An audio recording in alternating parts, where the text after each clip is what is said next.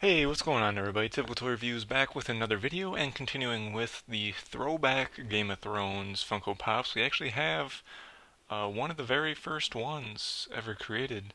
I believe this is all the way back from 2012. Let me see here.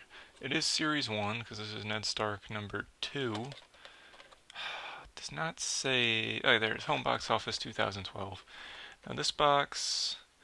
I believe this one is a second issue of the pop, since technically he is not vaulted, so they still make him. I got this one in a lot. It was like $6. It was the same lot that some of the other pops came from. But the first one I got right here, I got on Amazon for $7.77. He was my very first Game of Thrones Funko Pop. I love Sean Bean, love Ned Stark, so I said, well, I'll get this one, and then next thing a year and a half later, I have like 50 Game of Thrones pops. So it's all because of this guy right here.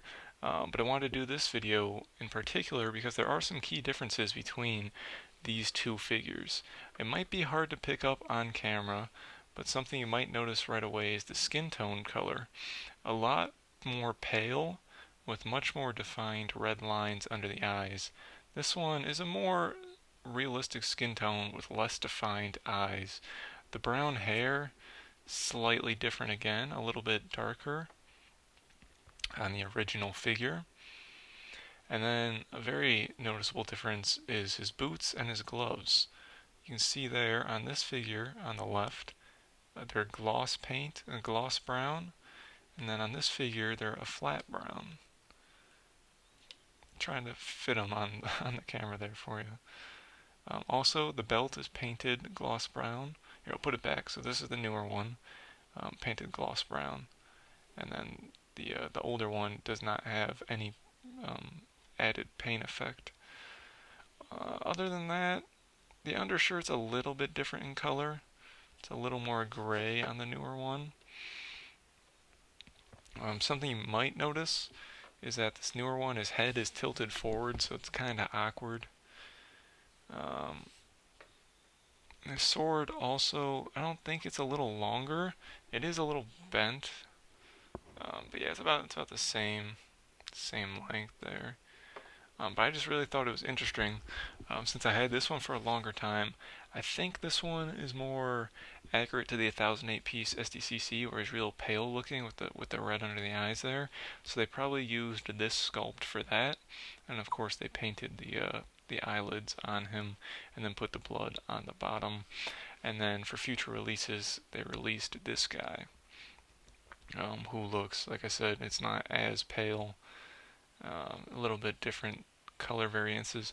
Not really sure which one I like more. If I like this dude kind of flat paint on this one, which he does have the hand of the king there, the pin on his chest, by the way. One other detail. Hard to see this one with his head tilted down like that. But yeah, I don't know. I think I like the subdued one because it's kind of awkward with the glossy. And I might like this one more if his head wasn't so tilted, but it goes okay on, since he sits higher up on the shelf, it looks like he's more looking down. Now, as I said, this is number 2 in edition 1. Pop number 1 being the very first Tyrion Lannister right here. Nice and close. This one later was released as a pop culture exclusive where he has like a blue outfit on. And I think he has the scar on that one too. But yeah, so other than that, this Ned Stark is the oldest pop from the Game of Thrones line, but it's still available today, which kind of irks me. I don't understand it. I figured they would have vaulted him. I mean, it's great that it's still available for the people who are a fan of the series, but at the same time, I feel like they should have vaulted him, because they're actually, out of the first 6, they're all still available as far as I know, except for the Hound. So the White Walker you can still get in stores. Tyrion, Ned. I've never seen Daenerys. Well, to be fair, I've never seen any of them in stores. But I know when AT&T got the exclusive Night King, they released a bunch of these earlier wave figures there as well. I don't know about Ned Stark or Khal Drogo, but I'm pretty sure I saw the Tyrion being sold there, and possibly Daenerys and the White Walker, and they should still be available on HBO.com, but they're pretty readily available. I don't think this one's ever really went up past like $14 or anything. But like I said, it's kind of odd that from the first series only one is vaulted.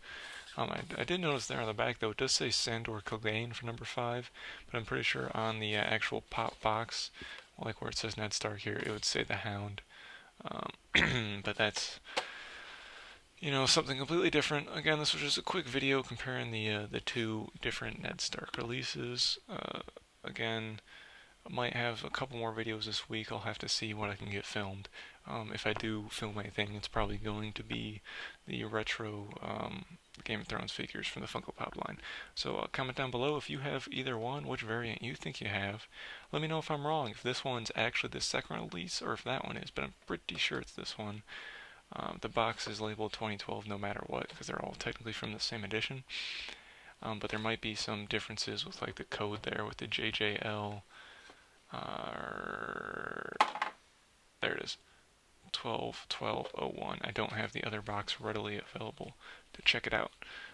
But yeah, subscribe for more content in the future. Like the video if you liked it. And as always, thanks for watching. And I'll see you guys in the next video.